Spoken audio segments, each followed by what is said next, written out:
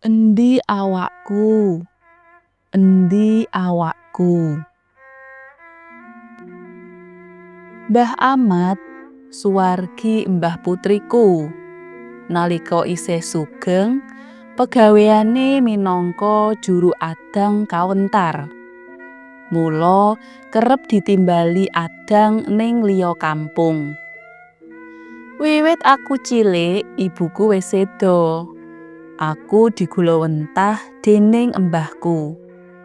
Mula yen nyebut embahku ora mbah, ning mbok utawa simbok. Kejaba minangka juru adang, simbok ngingu wedhus lan pitik. Wedhus sakawit mung tuku babon siji. Njur nak kemanak dadi akeh. Semono uga pitike. Simbok pancen wasis yen ngingu-ngingu. Dadi juru adang nalika semono ngrekoso tenan. Kejaba piranti adange isih tradisional, proses lan carane mbutuhake tenaga.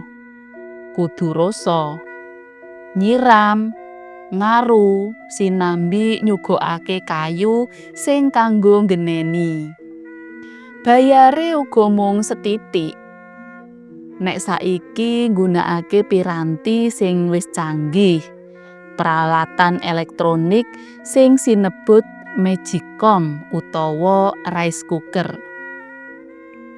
Diceblokke ning listrik, disambi nandangi gawean liyane, ngerti-ngerti wis mateng dhewe.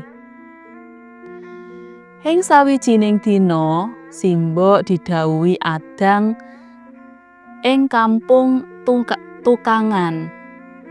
Tak sebut wae sing arep kagungan kersa Bu Sandi. Bu Sandi arep mantokake putrine ragil. Dasar priyayine sugih, Bu Sandi anggone mantu gedhen 2 dina. Dina kapisan kanggo para tamu kanca-kanca bakul, kanca-kanca kantore Pak Sandi lan dayoh-dayohe saka njaba. Dene dina kaloro, dayohe ya mung tangga teparone. Parandene merga Pak Sandi priyayine sosial, dayohe akeh banget. Sakjroning 2 dina, simbok anggone adang mulihe tengah wengi terus. Aku dikon methuk menyang mulih mlaku. Nalika semono wis lumrah, tukangan tekan omahku ora krasa adoh. Le, mengko bengi le methuk simbok aja bengi-bengi ya. Ning kono lungguhan karo ngaso. Nalika kuwi lagi midodareni, dinane Rebo Pon malem Kemis Wage. Jam 12 bengi simbok lagi mulih. Dina kuwi ora ana kedadean apa-apa. Ing dina tempuking gawe, malem Jumat Kliwon. Rampunge simbok rewang malah luwih bengi, merga ndadak kudu resik-resik.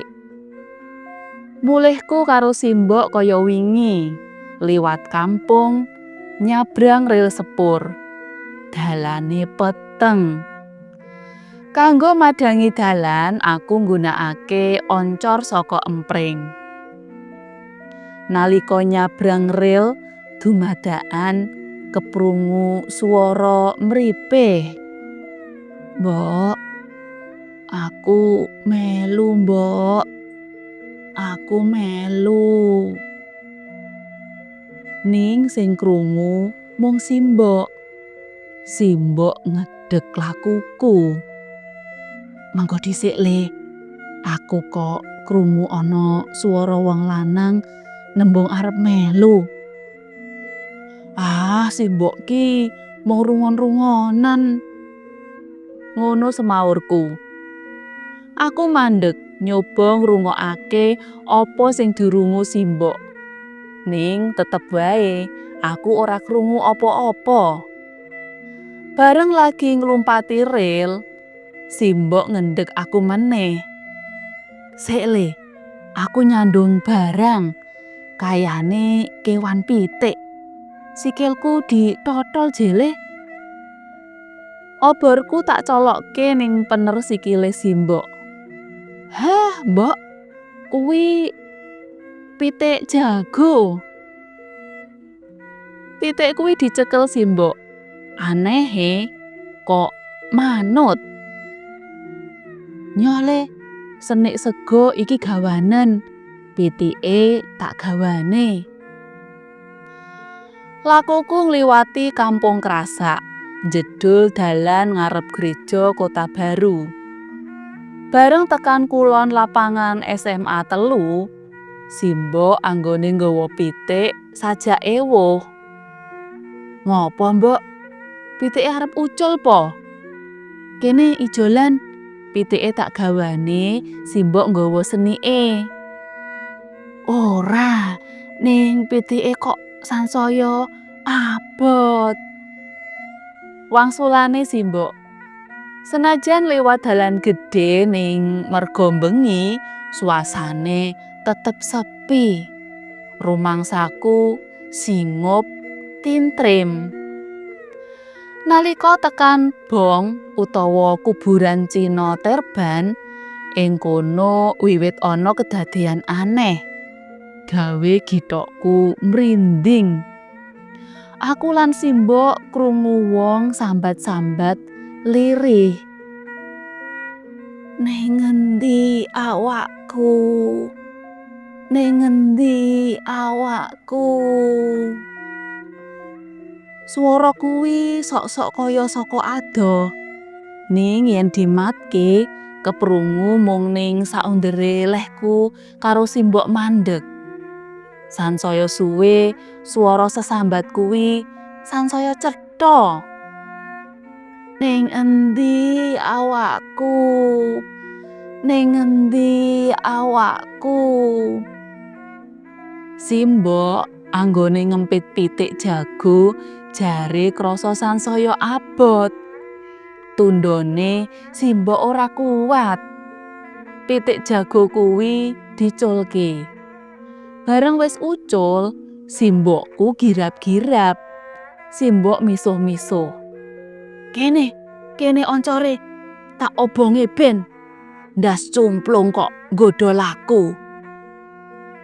Aku ora weruh ana ndas cumplung, sing tak sumurupi mung pitik jago.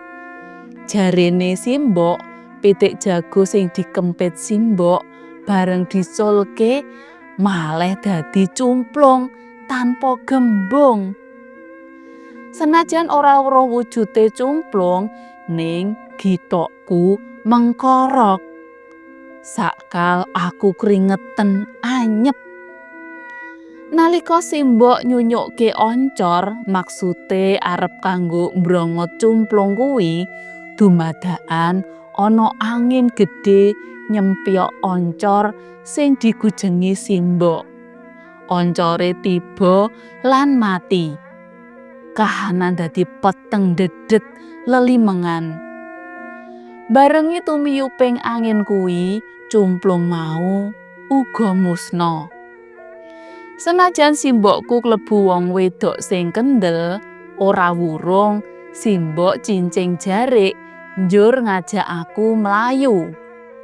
Apesku, lehku mlayu kejeglong. Tiba senik isi sego lan lawuhan berkat jatahe Simbok wutah. Ledina, dina Minggu esuk, Pak Sandi sekalian rawuh ning omahku. Saperlu maringi Simbok dhuwit minangka opah anggone 2 dina rewang minangka juru adang. Simbok ngaturke lelakon sing dialami. Kanthi jingleng sajak trenyuh anggone Bu Sandi mirengke critane Simbok.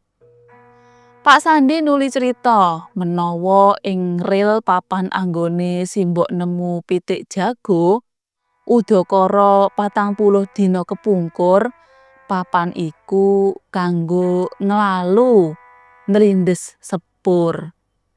Jasad sing tinemu mung awake sing wutuh, tangan loro-lorone tugel, sirahe ajur, kumur-kumur ora bisa dikukup. Lah tiyang pundi ingkang nglalu niku, Den? Miturut kabare jare cah Jakarta nglalu merga patah hati. Wah, ming perkawis lare setri mawon kok cupet nalare nggih, Den?